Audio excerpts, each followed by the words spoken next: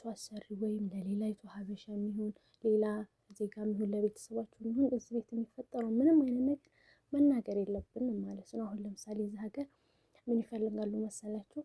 እዚህ ቤት ምን ይሰራል፣ ምን ይፈጠራል፣ እሷ ቤት ምን ታደርጋለች፣ እንደዚህ ነው ቤቱ እንደዛ አይደለም ምናምን ማለት ይፈልጋሉ። ቤተሰብ ይጣላሉ ከባሏ ጋር ከልጆቿ ጋር ይስማሙ፣ በቃ ብዙ ነገር መጠየቅ ይወዳሉ ማለት ነው። ያንን ነገር አሰላሙ አለይኩም ወራህመቱላሂ ወበረካቱ።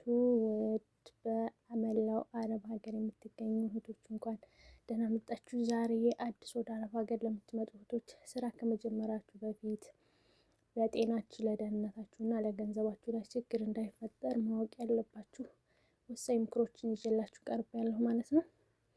እና ላይክ፣ ሼር፣ ሰብስክራይብ እያደረጋችሁ አብራችሁ ይቆዩ ማለት ነው። መጀመሪያ ማድረግ ያለባችሁን ነገር እነግራችኋለሁ ማለት ነው። አንደኛው ነገር መታገስ ነው።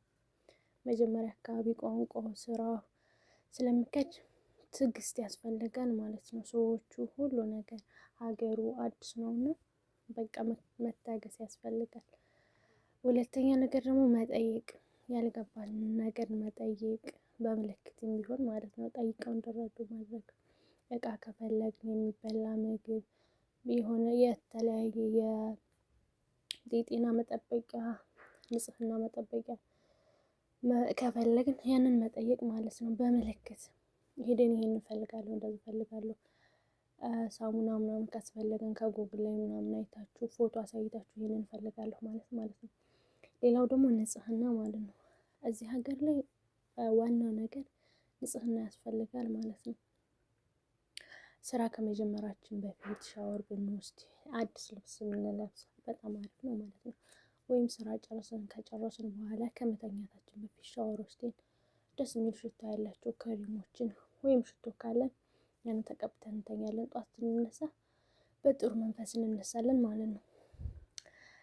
ሌላኛው ደግሞ ጭራሽ በፍጹም ማድረግ የሌለብንን ነገር ማለት ነው። ቀጣይ ደግሞ የምናየው አንደኛው ነገር ሚስጥር አለመናገር። ሚስጥር፣ የግል ህይወት እና የቤተሰብ ሚስጥር ለሰው መናገር የለብንም በፍጹም ማለት ነው። አሁን ለምሳሌ እኔ አሰሪ ቤት፣ እናንተ አሰሪ ቤት ያለውን ነገር ለሌላይቱ አሰሪ ወይም ለሌላይቱ ሀበሻ የሚሆን ሌላ ዜጋ የሚሆን ለቤተሰባችሁ የሚሆን እዚህ ቤት የሚፈጠረው ምንም አይነት ነገር መናገር የለብንም ማለት ነው። አሁን ለምሳሌ እዚህ ሀገር ምን ይፈልጋሉ መሰላችሁ?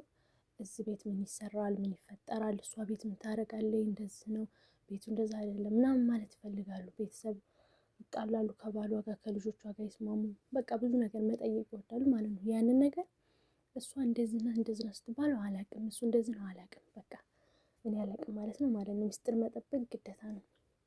ሌላኛውና ዋነኛው ነገር ደግሞ እኛ ሀበሾችን በጣም የሚያታልለን ነገር ምን እንደሆነ ታውቃላችሁ? ስልክ ነው።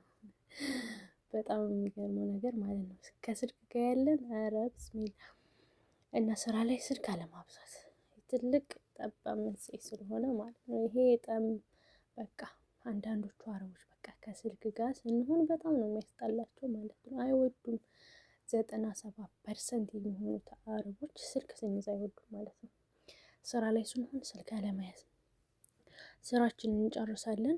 ስራችንን ከጨረስን በኋላ ችግር የለውም ክላሳችን ስልካችንን እናስቀምጠን መነካካት፣ መደወል ፈለግነው ጋር መደወል እንችላለን ማለት ነው።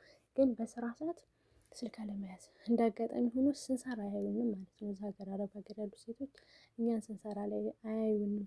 ስንሰራ እንዳዩን እንፈልጋለን፣ ግን እነሱ አያዩንም ማለት ነው። እንደ አጋጣሚ ስልክ ስንነካ ስንደውል ወይም ብቻ የሆነ ነገር የሆነ ነው ልፋታችን አይታያቸውም። ሁሌ ስልክ ላይ እንደዚህ ነው የሚሉት እና ስልክ ላይ ያለንን ነገር መጠንቀቅ አለብን ማለት ነው። እና ሌላኛው ደግሞ መድኃኒት አወሳሰድ። መድኃኒት አሁን ለምሳሌ እዚህ ስንመጣ እንደ አዲስ ስንሆን አላ አየሩ ይቀያየራል። በሙቀት ሰዓት፣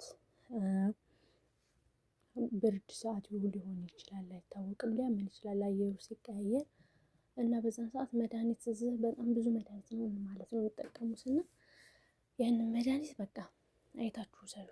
ዝም ብላችሁ የሰጧችሁ መድኃኒት ሳትጠቀሙ አደራ አደራ እላችኋለሁ ማለት ነው። ካስፈለገ በጣም ከታመማችሁ ሆስፒታል ይዟችሁ ይሄዱ እንጂ ከቤት ውስጥ መድኃኒት አይሰጧችሁ። ከሰጧችሁም ደግሞ ስልክ አለ፣ ጉግል ላይ አይታችሁ የለምንድን ነው ምናምን ብላችሁ ማየት ትችላላችሁ። ዶክተር ምናምን ፋሚሊ ካላችሁ ደግሞ ኢትዮጵያ ደውላችሁ ወይም ፎቶውን አንስታችሁ ልካችሁ ይሄንን እዩልን ትላላችሁ ማለት ነው። እና ለዛሬ ይዤላችሁ የቀረብኩት ይሄንን ይመስል ነበር። ላይክ፣ ሼር፣ ሰብስክራይብ እያደረጋችሁ ቤተሰብ ሁኑ። ዋኝ አበረታቱኝ። አዲስ ጀማሪ ነኝ ማለት ነው። እና በቀጣይ ደግሞ በአዲስ ቪዲዮ እመጣላችኋለሁ። ውድ የሀገሬ ልጆች እና በርቱ፣ አይዟችሁልኝ። ኢንሻአላህ እዛ የመጣ ነው ለመቀየር ነው እና አላህ ሀሳባችንን ሁሉ አሳክቶልን ወደ ሀገራችን ቤተሰቦቻችን ከሀገራችንን ሰላም አድርጉልን። ወደ ሀገራችን የምንገባ ያድርገን ማለት ነው። አሰላሙ አሌይኩም ወረህመቱላሂ ወበረካቱ።